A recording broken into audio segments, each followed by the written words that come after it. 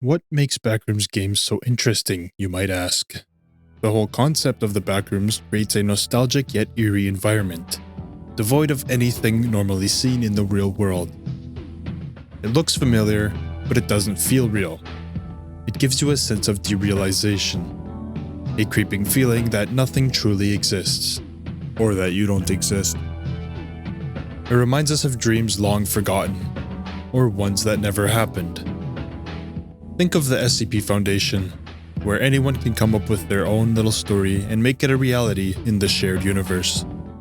Now take that idea and blend it with the Backrooms, taking your own memories, your own nostalgia, and turning them into something for the whole world to see or feel for themselves. The reason these creations and memories are so impactful to everyone who enjoys the Backrooms and liminality in general is because they've all experienced these same emotions and feelings before, whether in childhood or in dreams. The Backrooms nostalgia feeling is very apparent for people who grew up in the late 90s or early 2000s.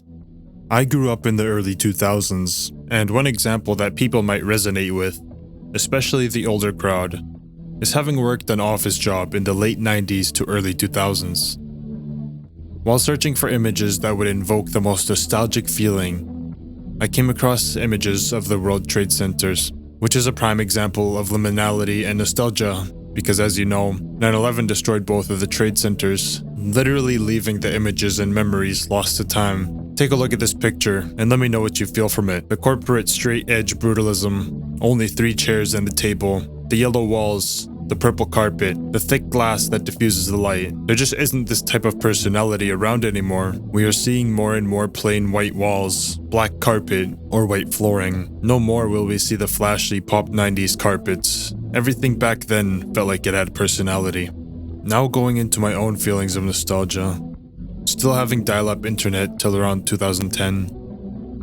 I remember my old family computer, playing bootleg Flash games on it, some modded Super Mario World games, or Henry Stickman, falling asleep randomly and waking up on my couch, confused as to how long I was asleep, or how I even fell asleep. I could have sworn I just sat down, going to churches that felt like liminal spaces. The basement's having that exact old carpet stench, yellow walls, fluorescent lights, hallways that lead to nowhere. My most prominent Backrooms memory came from an old youth group I went to. This was before the concept of the Backrooms was even a thing, and even without knowing about the Backrooms, I went into the back rooms of the building, an area we weren't supposed to be in. It was empty halls that twisted like a maze, disorienting, dark, carpeted flooring and tan yellow walls. That sense of liminality and emptiness in a place that once had people, or a place that I knew of for so long and just never accessed, felt so strong that even to this day, I still swear by having known about the Backrooms before it even existed. You may not know what I mean, or you don't get the appeal of the Backrooms in this sense. Let me try and picture this for you. Look at this image for a bit, then close your eyes. Envision everything I'm about to say. Try to feel it as if you're in that moment. Imagine a snowy street, the wind nipping at your ears, streetlights illuminating the snow with a warm orange glow. It's dark, and the world outside feels empty. Just you and the cold winter night. A moment of peace in this unforgiving world.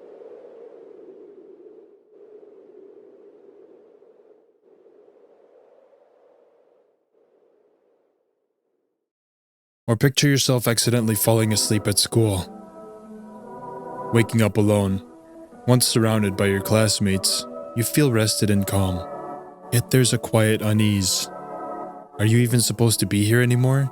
Does anyone know you're here? Many people have reported experiencing the same exact childhood memories or dreams as others, made apparent by liminal images. Kindergartens with no laughter, or malls once bustling, now devoid of people. Take a look at the comments under these photos and you'll notice a pattern. Many say it feels familiar, as if they've been there before. This is what's called a collective memory, a place we all seem to remember, even though we've never actually been there. These stories and images play with our emotions, our longing for something we once had. Whether it's the sense of security we felt when we were younger, or that warm, fuzzy feeling of comfort we all know too well. These images capture it perfectly. Nostalgia is one of the most powerful emotions a person can feel, and the Backrooms tap directly into it. A liminal space is a space in the between. It's a transition, and it's not just a room. Liminality is seen in life, space, and time as well. A liminal space is often undefined. It can be seen as something of a compilation, yet to be purposed. You could say that the summer after graduation is a liminal space, or maybe the dark, empty hallway between one room and the next. And just like these images and memories, music can invoke the same exact feeling. What do you think of when you hear this song? Maybe it's these images. It's a depressing feeling. Maybe it's relaxing. Let go of your thoughts, expand your mind, and just lay there, thinking about nothing, getting lost in the music. A sense of euphoria, almost as if you're in the backrooms yourself, exploring the endless maze of your mind.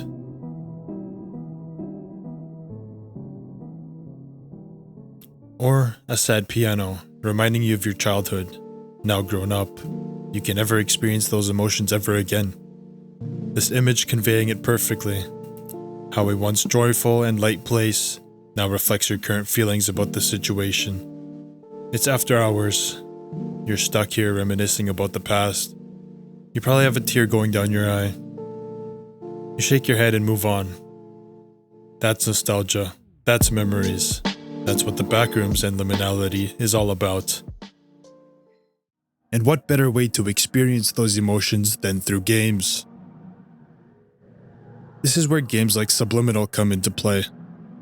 They take all the feelings and sensations you get from liminal imagery and let you experience them in real time, allowing you to move freely through this strange, nostalgic universe and glimpse someone else's past or even your own. The meaning of the word subliminal is something below the threshold of consciousness, something that's there, but that your mind doesn't fully register. Did you hear that? Probably not. Let's replay it. The meaning of the word subliminal is something below the threshold of consciousness. Subscribe. That's an example of a subliminal message. Your brain registers it, but your conscious mind doesn't. Subliminal is a liminal-style horror game that's been in the public eye for 3 years now, with a blend of puzzles and Backrooms-inspired exploration. It uses Unreal Engine 5's advanced lighting system, paired with high-quality models, to create one of the most promising and realistic-looking games in its genre. The demo for Subliminal released on Halloween. What better day to drop a horror game than the scariest night of the year? There have been multiple alpha builds of Subliminal that have been released several times throughout the game's development, but since those versions were under NDA, it's impossible to show any footage from them. However, they looked very promising and included far more content than what's currently available in the demo. The demo starts you off in front of a bouncy castle, a staple of many childhoods, before abruptly pulling you out of your consciousness and into your memories. I see you've centered your attention on our childhood basement. This is a great start, but not exactly what we're looking for. Our memories here, and their corresponding feelings of loneliness, anxiety, and soul-crushing guilt, are rather inconvenient. So, while I find a way to properly reorient onto our designated path, please find a way to occupy yourself. I'll be back momentarily. In this one, you begin in the basement of your childhood home. Instantly, the feeling of nostalgia hits. A small TV, old wooden chairs, carpeted floors, slightly stained yellow walls, laundry baskets filled with the scent of detergent, and toys from the early 2000s. If anyone remembers these, leave a comment and tell me which picture discs you had. I'm pretty sure I had some dinosaur one. The narrator then tells you to keep yourself busy while he searches for a happier memory. After plugging in the TV, 2 shadowy figures appear on screen, most likely representations of you and your younger sibling, or a memory of your siblings watching TV. After you attempt to approach them, they suddenly disappear, reminding you that this is nothing more than a memory. You are then tasked with solving a puzzle. A clock on the wall, whose gaze seems to follow you, unlocks the next part of the memory. No worries. At 5 and 35 minutes, vitamin E, lutein, and omega-3.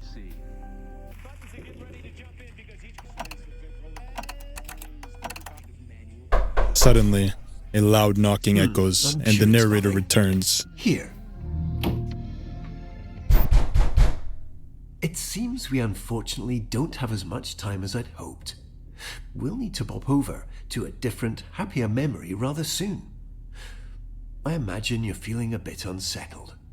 But please don't worry. These knocks are just little intrusive thoughts. They're not real in any capacity, only little flickers of our imagination. Ah, and it looks like we're going to play a little precautionary game. Quite a simple one, really. Just listen to the doors on either side of this room, and if one starts to creep open, hurry over and close it. Just a little game of focus. You've got this. Guiding you through a memory that transforms into a FNAF 4-style minigame. With each knock getting louder, you are tasked with running to the doors and closing them. Once it becomes clear that the threat won't leave you alone, you are tasked with leaving the memory.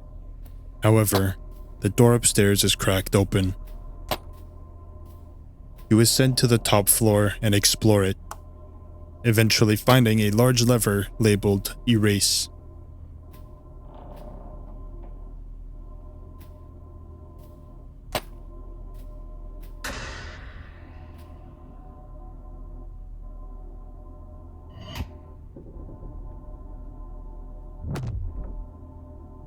Pulling it reveals that everything around you just vanished. What this does is unknown, but you continue forwards. The feeling you get just by walking or even standing still is palpable.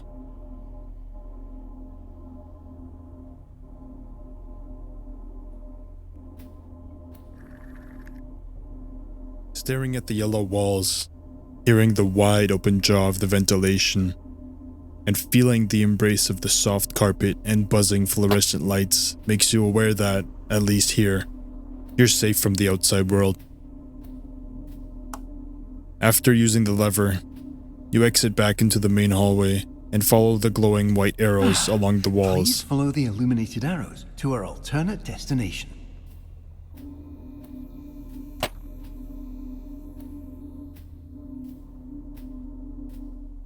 Taking a detour to the right instead of following the arrows, you notice a dark room filled with washing machines. Could this be part of your house? Perhaps there are bad memories here. Let's take a closer look.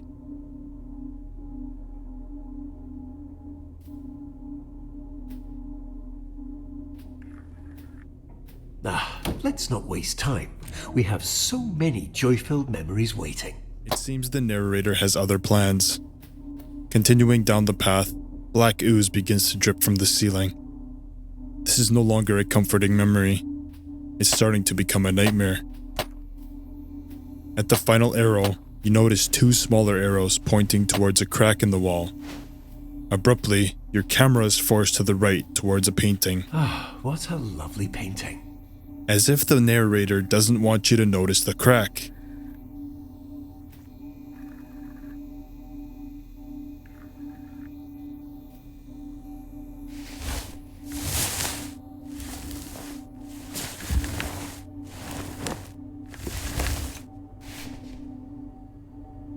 The atmosphere suddenly shifts. It's dark, and a black substance drips from above.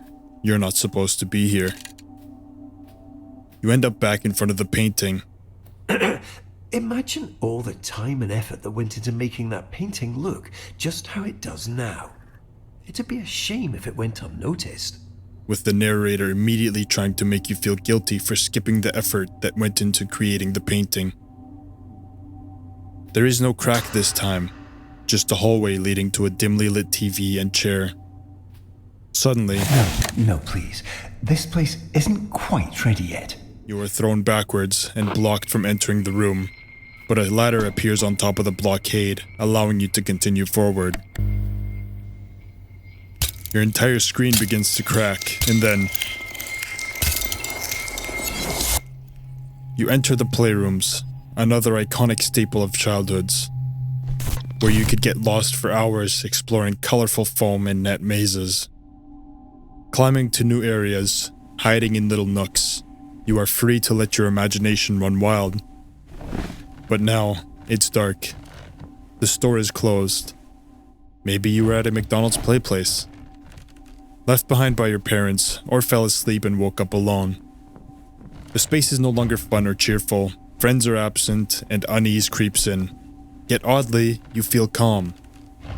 The monotonous hum of fans pumping air into the room reassures you that fresh air reaches every corner. The slight buzz of the lights inside the play place offers protection against unseen threats. As you move forward, you notice a hole and descend, finding another puzzle. A wall of colorful circles blocks your escape. You try to solve it, testing the circles in various orders. Big to small, small to big. Nothing works. Then you notice that the wall colors match the slide's colors. Climbing back up, you restart from where you woke up. Yellow, red, blue, green. The wall suddenly vanishes, letting you explore the rest of the play place. Entering and sliding down to your right, you see a streak of black liquid resembling blood trailing across the floor. A support pillar missing a piece of foam. Black liquid oozing from the hole. What caused this? Did something bite it? Did it attack the play structure? Is the play structure alive and bleeding? You continue onward, noticing more liquid spilling from the ceilings. Sections of the structure are abandoned and destroyed. Your calm and relaxed feelings are replaced with fear and confusion, amplified by the ominous hum of the facility. You push forwards. Another puzzle involving light appears. You quickly finish it and head towards the slide. As you climb up the slide, more and more areas of the structure are destroyed. You are no longer in a happy place. You quickly exit to the right, but then you realize there's another puzzle.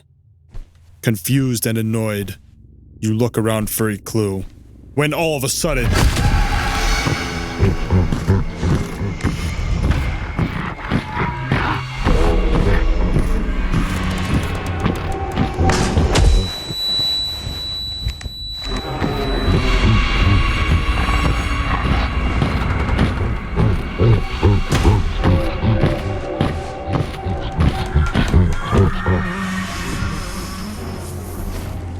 footsteps suddenly stop. Did he lose you? Can he fit in that slide? No time to think about it. You have to go now. You take a moment to recuperate the little sanity you have left. You choose a slide to go down.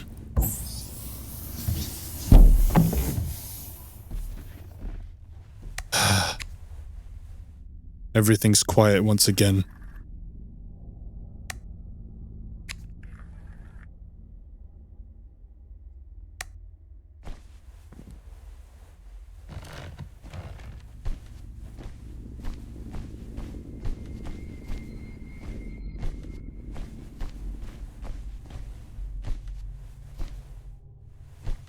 You notice a red slide. Is this it? Am I finally going to get out of this night?